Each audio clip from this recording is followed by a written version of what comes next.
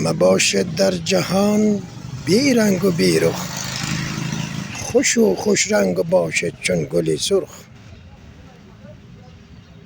خوش و خوش رنگ و باشد چون گل سرخ، ز بی رنگی شود رنگ در گلستان. ز بی رنگی شود رنگ در گلستان، که زیبای طبیعت شد گل سرخ و گل سرخ.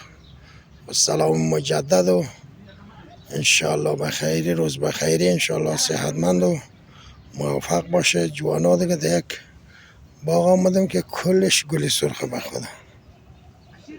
این بسیار قشنگ گل سرخه. این یک نوع دیگه گل سرخ آمده تازه.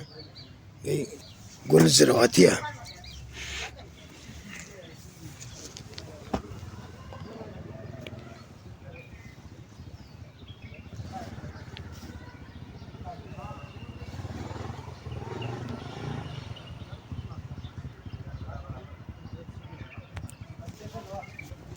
یم شما و یم رنگ گلی سرخ. مباشد در جهان بی رنگ و بی رخ، خوش و خوش رنگ و باشد چون گلی سرخ. ز بیرنگی شود رنگ در گلستان. ز بیرنگی شود رنگ در گلستان، که زیبایی طبیعت شد گل سرخ و گل سرخ.